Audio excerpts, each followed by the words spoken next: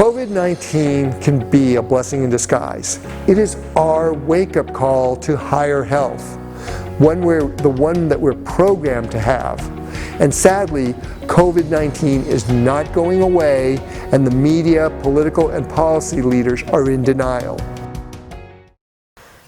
Hi there. Today, I want to start by sharing with you a personal thought.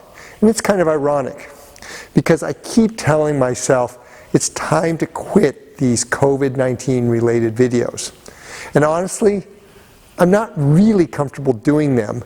And personally, I am just so over the COVID-19 drama which this situation has devolved to.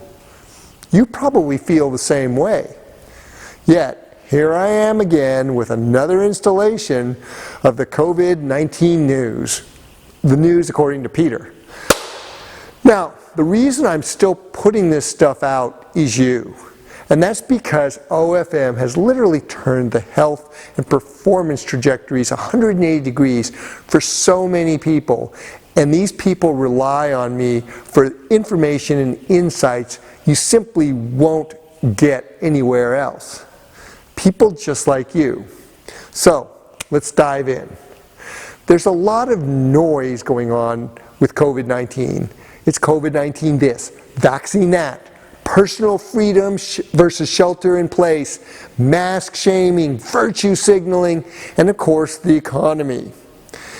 Now, let's also not forget the political calculus of COVID-19, which factors into every decision making of every politician and policymaker.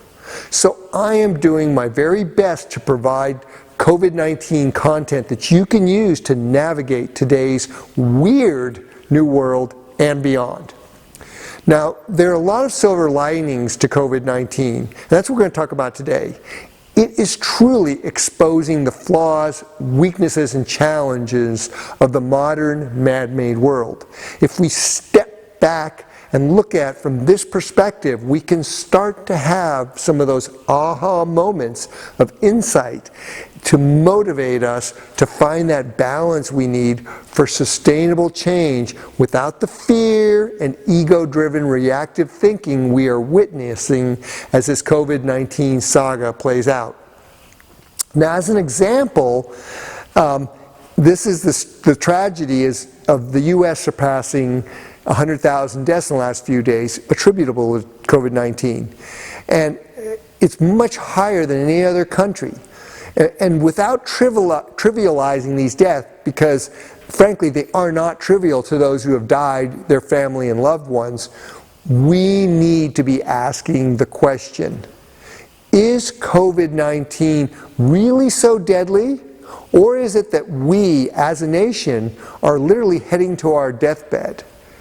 And with the growing body of data on antibody testing consistently pushing the death rate lower and suggesting far greater exposure in the population than originally projected, COVID-19 is turning out to be a highly transmissible SARS coronavirus, but one that is actually easily overcome by people with a strong immune system, and the current data is estimating that actually 35% of those people infected are completely asymptomatic.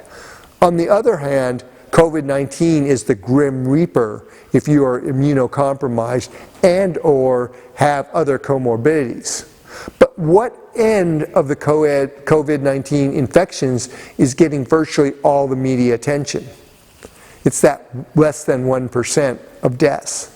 So instead of relying on the amazing medical professionals and miraculous medical interventions we've developed to save us, perhaps COVID-19 is a rude awakening to the simple fact we can all do a lot better to become a healthier version of ourselves. Now, as many of you already know, much of the emerging understanding of this virus's impact relates directly to several aspects of OFM. These are things I've been talking about for years, like vitamin D and C, hormonal health and balance, circadian rhythm for adequate melatonin and recuperation, developing your cardiovascular potential on a fat-based physiology, and so much more.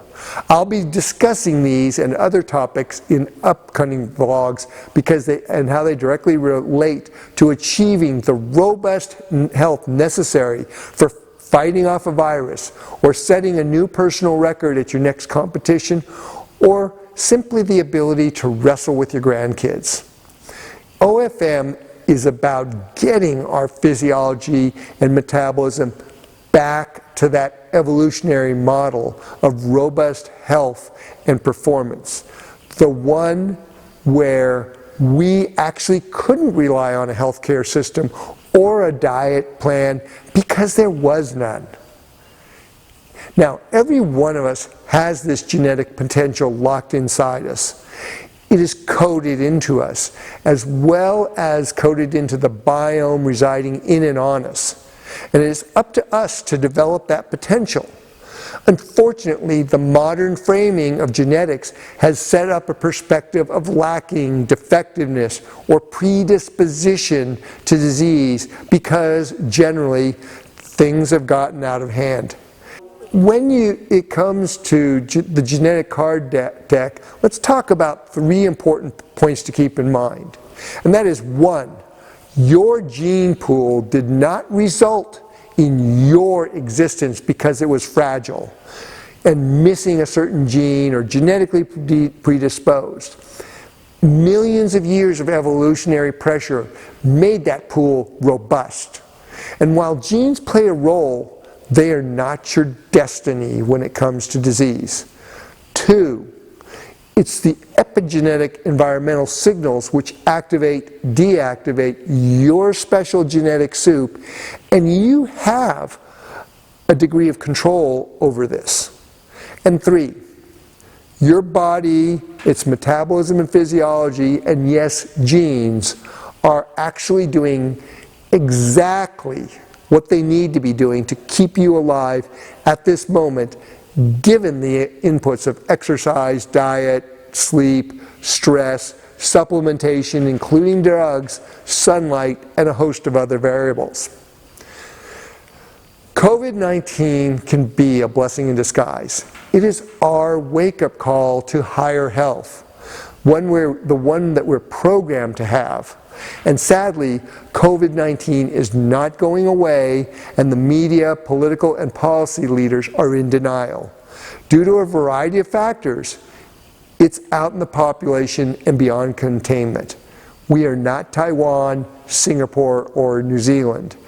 And my evolving thoughts are currently trending toward a loosely controlled release of standards so that the virus can make its way through the herd by mid-November, confer some immunity, and this is to lessen the impact of the next flu season. Because time marches forward, and so does this virus. And when you see it in that light, the continued strategies are not only passé, but almost certain to come home to roost 6 months from now. So think about this. How fit and healthy do you want to be in 6 months? Thank you.